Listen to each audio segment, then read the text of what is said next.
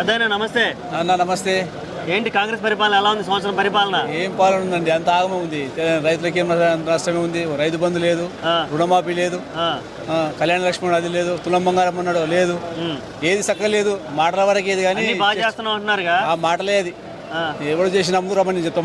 సంవత్సరం పరిపాలనలో విజయోత్సవాలు కూడా చేస్తున్నారు. అది ఇంకా నష్టం, అది కొన్ని కోట్ల నష్టం ఇంకా జనానికి. అది జనం మీద మోపడమే కానీ వాడు ఎవరికి మురిగింది లేదు అక్కడ. అంత ఉత్తదే అంత. మరి చాలా హామీలు ఇచ్చారు, హామీలు చూసి మోసపోయారా మీరేమన్నా? 100% అది 100% మోసపోయినా. మేము కూడా దానికి సపోర్ట్ చేసినాం కానీ ఇప్పుడు ఏందో అర్థమవుతుంది మాకు.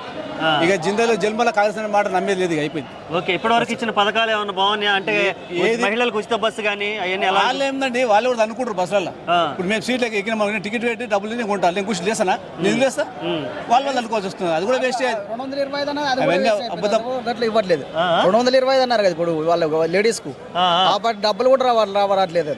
కొంతమందికి గ్యాస్ పైసలు కూడా రావట్లేదు. అది అంత ఎందుకు మహిళలను మొత్తం మోసం చేసి అధికారంలోకి వచ్చారు.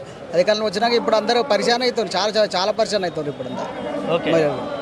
ఓకే, నెక్స్ట్ చూడబోతే కేటీఆర్ గారిని అరెస్ట్ చేస్తా ఉంటున్నారు కదా, అంటే ఏంటి అసలు ఆయన ఉద్దేశం ఏంది? సీఎం గారి ఉద్దేశం ఏంది అసలు? సీఎం గారి ఉద్దేశం అంటే వాళ్ళ ప్రభుత్వాలు వాళ్ళ అనుకూలం బట్టి వాళ్ళు మాట్లాడుతున్నారు, అంతేగాని అరెస్ట్ దేని గురించి చేస్తారు? అరెస్ట్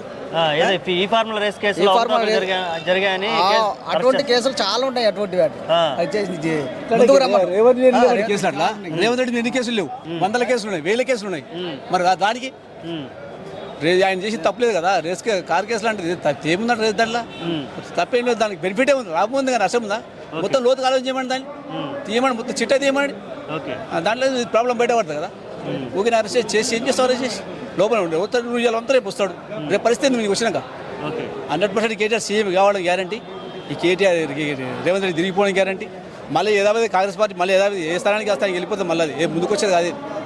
ఈ రేవంత్ రెడ్డి దగ్గర ఏదో అలచల్ చేసుకోవడమే కానీ వీళ్ళు సంపాదన చూస్తారు కానీ పబ్లిక్ ఏదో బాగుపడుతుంది, ఏం చేస్తున్నామో ఏం మీద వాళ్ళది రూపాయి లాభం ఏం జనాలు. కేసీఆర్ గారు ఉన్నప్పుడు పథకాలన్నీ ఎలా వచ్చాయి? రైతు టైం టు టైం పడేది మాకు మాత్రం. రైతు బంధు మాకున్న పొలానికి మాత్రం తక్కువని ప్రతి పంటకి అనుకూలమైన టైంకి వచ్చేది. రైతులకు కూలీలకు ఇచ్చుకునే, లేకపోతే మందు బస్తాలు తెచ్చేది, ట్రాక్టర్కు ఏదో దేనికి ఉపయోగపడే టైంకు. ఇప్పుడు వచ్చి నుంచి రూపాయి లేదు, వచ్చింది లేదా. రైతు బోనస్ ఇస్తాను, సన్న బియ్యాన్ని బోనస్ ఇస్తా ఉంటున్నాడు. అసలుకే లేదండి, ఇంకా అవేం ఇస్తాడు ఆయన. ఉన్న రైతు బంధు వేస్తున్నాడు, ఇక సన్న బియ్య బోనస్ ఏమి ఇస్తాడు, ఏం చేస్తాడు? అప్పుడు దొడ్డు ఇప్పుడు సన్నాలు అంటాడు. మళ్ళీ ఇప్పుడు దొడ్డు వేస్తే అవి లేవన్నాడు, మరి ఇప్పుడు సన్నాలు లేమంటాడు. మరి సన్నాలు ఇప్పుడు దొడ్డు వేసి ఏం చేయాలి? అవన్నీ ఇచ్చేది కాదవని మాటలు చెప్పుకొని బతకడమే కానీ ఏం లేదంత. ఇంకా చూడబోతే దాదాపు 4 ఏళ్ల వరకు మరి ఆయన పరిపాలన ఉండాలి. ఏం చేస్తాం? గిట్లే తప్పదు కాదు, ఎందుకంటే చేసినాం కాబట్టి అనుభవించాలి ఇప్పుడు. ఓకే, అంతే ఇక. అంతేనా? అంతే, అంతకు ఏం చేయలేము. ఏం చేస్తాం? మన చేతులు ఏం ఇప్పుడు. ఇక ఓటేసే వరకు మన బాధ్యత అయిపోయింది. ఇప్పుడు వాళ్ళ చేతిలో పని, మనం ఏం చేయలేము. ఓకే అన్న, థ్యాంక్ యూ.